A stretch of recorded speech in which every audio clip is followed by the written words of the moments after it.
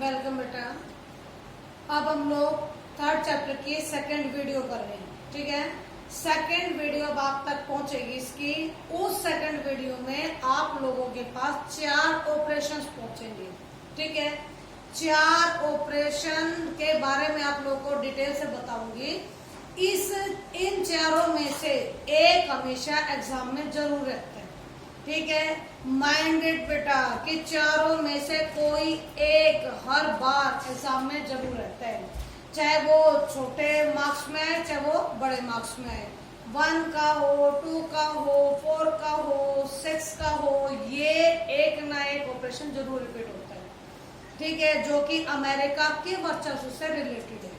Okay, अब हम शुरू करते हैं बेटा। देखिएगा, सबसे पहले हम लोगों ने प्रथम खाड़ी युद्ध किया, जो कि आप लोगों को मैंने फर्स्ट वीडियो में बता दिया था, ठीक है। तो इसकी तो मुझे डिटेल देने की जरूरत नहीं है। हाँ, ये जरूर है कि प्रथम खाड़ी युद्ध जब 1990-91 में हुआ था, तब अमेरिका का राष्ट्रपति जॉर्ज बुश था, ठीक है। ये यहाँ बात पढ़ने की है। लेकिन जब ऑपरेशन इनफाइनाइट रीच यानी कि 1998 में हुआ, तब तक यहाँ का प्रधानमंत्री राष्ट्रपति यहाँ का बदल चुका था, और उस वक्त यहाँ पर राष्ट्रपति बिल क्लिंटन बन चुका था। जो बिल क्लिंटन था, इसका कार्यकाल 1992 से लेकर 2000 तक का 8 साल तक रहा ये।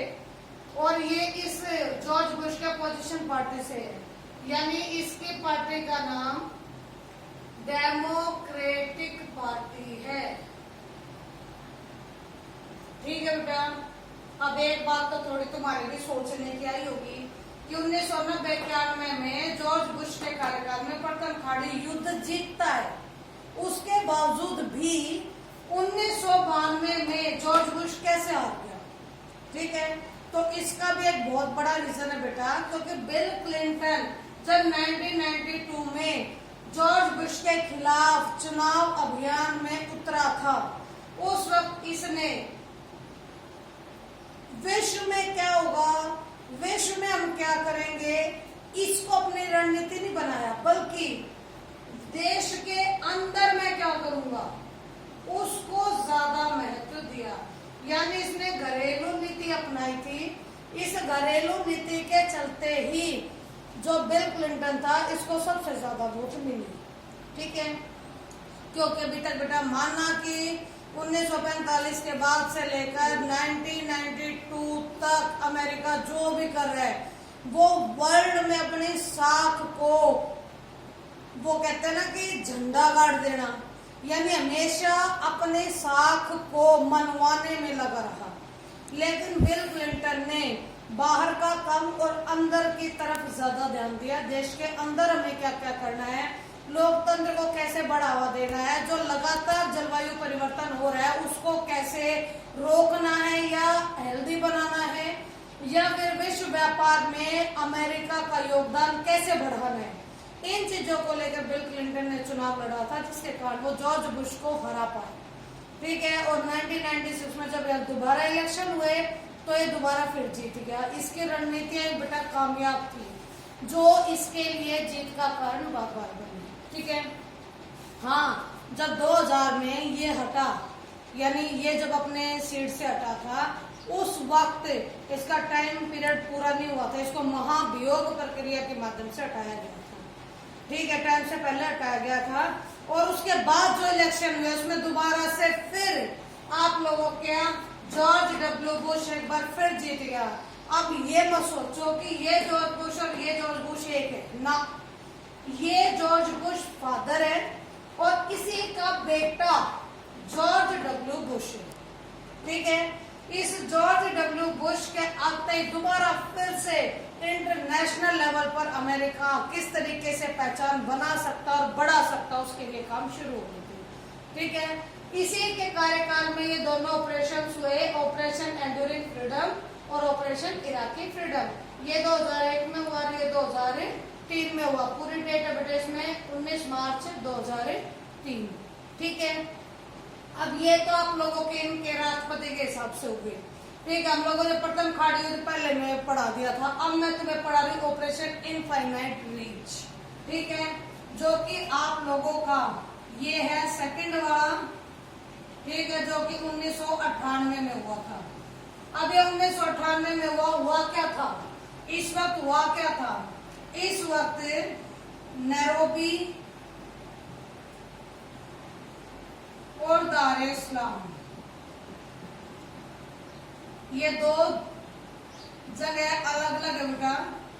केनिया की है आप लोगों के, नैरोबी आप लोगों का केनिया में है, दार इस्लाम आपका तंजानिया में, ठीक है। इन नैरोबी और दार इस्लाम में जो अमेरिकी दूतावास थे, अमेरिकी दूतावास केंद्रों पर हमला कर दिया था, हमला हो गया था 1998 में। जो नैरोबी और दार इस्लाम में अमेरिकी दूतावास केंद्र थे, इन पर आक्रमण हो गया था, ठीक है, हमला हो गया था आतंकवादियों का, ओके। और जब ये हमला हो गया था तो इसकी जिम्मेदारी ली अल कायदा, ये नाम है बेटा आतंकवादी संगठन का, अल कायदा नामक संगठन ने इसकी जिम्मेदारी ले ली, ठीक है, कि भाई हम लोगों ने ये आक्रमण कराया है। तो इसी का बदला लेने के लिए 1998 में अमेरिका ने सूडान और दूसरा है अफगानिस्तान, ठीक है, ये दो देश है बेटा, सूडान और अफगानिस्तान। इन दोनों ही देशों पर अमेरिका ने क्रूज मिसाइलों से आक्रमण करवाया, आतंकवादी संगठनों पर, उन्हें नष्ट करने के उद्देश्य से, ठीक है। जो इन अमेरिकी दूतावास केंद्रों पर आक्रमण जो किया था अल कायदा संगठन ने, इसी का बदला लेने के लिए सूडान और अफगानिस्तान पर अमेरिका ने क्रूज मिसाइलों से हमला करवाया था। इसे ऑपरेशन इनफाइनाइट रीच कहते हैं। क्लियर है? ये क्लियर हो गया बेटा। अब तीसरे पे आ जाओ। तीसरा तुम्हारा जो कि 2001 में हुआ, इसके लिए आप लोग हर बार देखते भी हो, आप लोगों के ज्योग्राफी चैनल पे भी आता है। ज्योग्राफी चैनल पे एक डेट को हमेशा अमेरिका की घटना रिपीट होती है हर साल। अब की बार भी होगी, डेट मैं बता देती हूँ, देखने का काम आप करोगे। इसको जो थर्ड वाला पार्ट है बेटा, इसमें हम जोड़ के बैठते हैं 9/11 की घटना, ठीक है, ओके। एक अमेरिका ही ऐसा देश है जो जब भी डेट लिखता है, जो जब भी डेट लिखता है उसका हमेशा आगे महीना होता है और पीछे डेट होती है, जबकि हमारा उल्टा होता है। हमारा जबकि उल्टा होता है। अगर मैं ये कहूँ कि भाई आज 20 मई है, तो हम लिखेंगे 20 और 5, पहले हम डेट लिखेंगे उसके बाद महीना लिखेंगे। लेकिन ये उल्टे हैं, ये पहले महीना लिखते हैं और उसके बाद डेट लिखते हैं, ठीक है। तो अगर हमें इसे पढ़ना होगा तो हम इसको पढ़ते वक्त बताएंगे कि 11 सितंबर, 9वां महीना सितंबर होता है, यानी ये 11 सितंबर 2001 की घटना है, ओके। इस दिन हुआ क्या था, सबसे महत्वपूर्ण इस दिन हुआ क्या था। ये स्टोरी मेरे ख्याल से मुझसे भी ज्यादा इंटरेस्टिंग तौर पर तुम लोगों को आनी चाहिए। इस दिन क्या हुआ बेटा, 4 विमान हाईजैक हो गए थे, अमेरिका के ही थे। कुछ आतंकवादियों ने अमेरिका के ही 4 व्यावसायिक जो विमान थे उनको हाईजैक कर लिया, उनका अपहरण कर लिया, ठीक है। उनका मेन मोटिव क्या था कि जो महत्वपूर्ण बिल्डिंग है अमेरिका की, उन पर अटैक करना, ओके। इसके लिए 4 विमान में से जो 2 विमान थे वे तो वर्ल्ड ट्रेड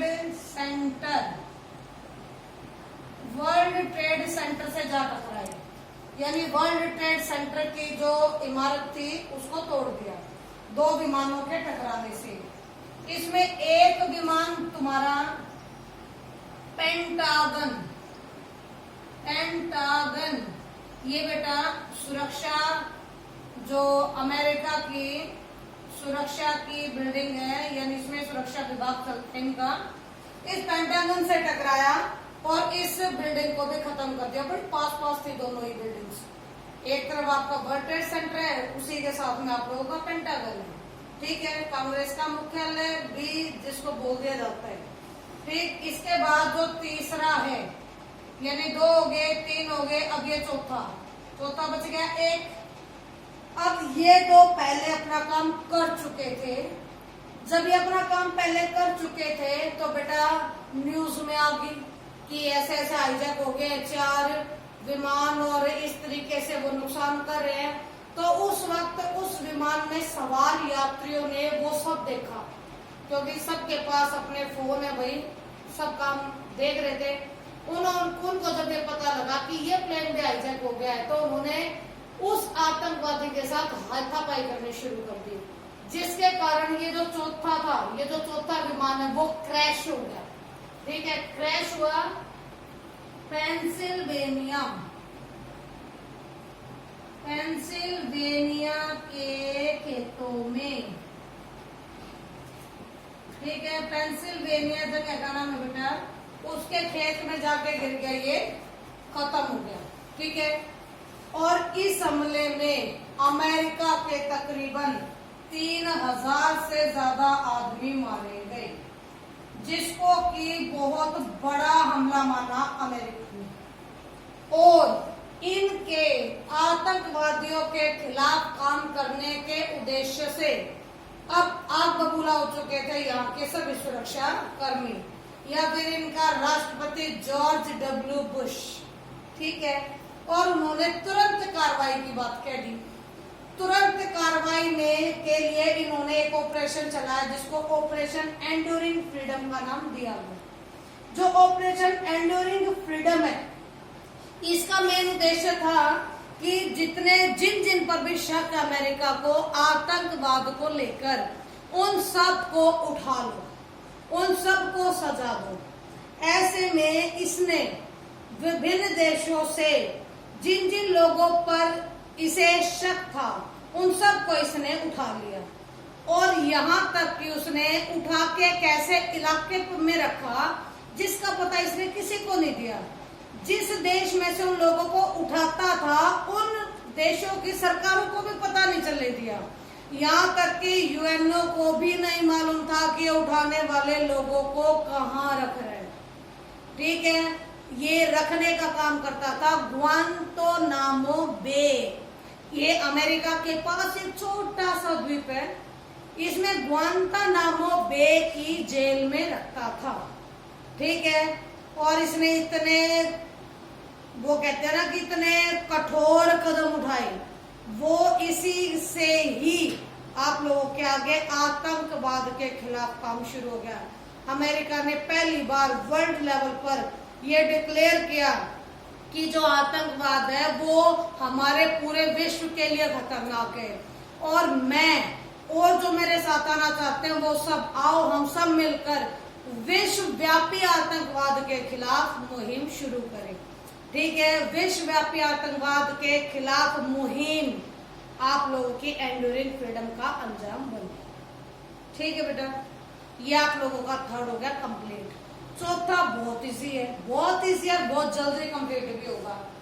जो आपका चौथा है 2003 का, 2003 में इराक पर आक्रमण कर दिया भाई, कम से कम 40 देशों ने मिलकर। ठीक है, इन 40 देशों में हेड अमेरिका था। उसने शिकायत की कि जो इराक है ये मानव विध्वंसक हथियार इकट्ठे कर रहे हैं। ठीक है, इसने आरोप लगाया, जबकि इराक हमेशा मना करता रहा कि मेरे पास ऐसा कुछ नहीं है। लेकिन अमेरिका ने इसके ऊपर ये बार बार इल्जाम लगाए कि नहीं, ये हमसे छुपाकर कुछ ऐसी गतिविधियां करने लग रहे हैं। ठीक है, जिसका साथ आपके 40 देशों ने दिया। अमेरिका और उसके साथ 39 देश और मिले। 40 देशों ने मिलकर इराक पर आक्रमण कर दिया। इस हमले की यूएनओ ने परमिशन नहीं दी थी। उसके बावजूद भी इसके बावजूद भी जो अमेरिका है, क्योंकि वर्चस्वशाली देश था, इसके छत्र छाया में रहते हुए और देशों ने मिलकर इराक पर आक्रमण कर दिया। ठीक है, आक्रमण किया, इराक को ध्वस्त किया, लेकिन उसके बावजूद भी कहीं से भी कोई भी ऐसे हथियार नहीं मिले जो मानव विध्वंसक कहे जाए। ठीक है, इसके पीछे हमारे तुम्हारे जैसे लोग और जो पॉलिटिशियन लोग हैं, उनका यही मानना है कि अमेरिका का मेन मोटिव तो कुछ और ही था। ये तो इसने खामखा का इल्जाम लगाया था। मेन मोटिव क्या था? पहला मोटिव था कि वहां पर लोकतांत्रिक राजनीति को कायम किया जाए, तानाशाह को हटाया जाए, क्योंकि सद्दाम हुसैन इसी युद्ध में मारा गया था, यानी यहीं पर बंदी बनाकर उसको फांसी दी गई थी अमेरिका के द्वारा 2003 में। ठीक है, तो वहां से इसने तानाशाह को खत्म करके लोकतंत्र को कायम करने की कोशिश की, जिसमें अमेरिका बिल्कुल असफल रहा, क्योंकि वहां की जनता ने इसे एक्सेप्ट ही नहीं किया। दूसरी बात, अमेरिका इराक के तेल के संसाधनों पर अपना अधिकार करना चाहता था, लेकिन उसमें भी अमेरिका को पूरी सफलता नहीं मिली, और ये सफलता न मिलने का सबसे बड़ा रीजन वहां की जनता का विरोध था। ठीक है, तो जो इराक पर यह आक्रमण किया था अमेरिका ने 40 देशों के साथ मिलकर, इसी को ऑपरेशन इराकी फ्रीडम का नाम दिया गया। ठीक है बेटा, इन चारों में से 100% पूछा जाता है पेपर में, तो आप लोगों को ये चारों के चारों बहुत अच्छे से आने चाहिए। Thank you very much.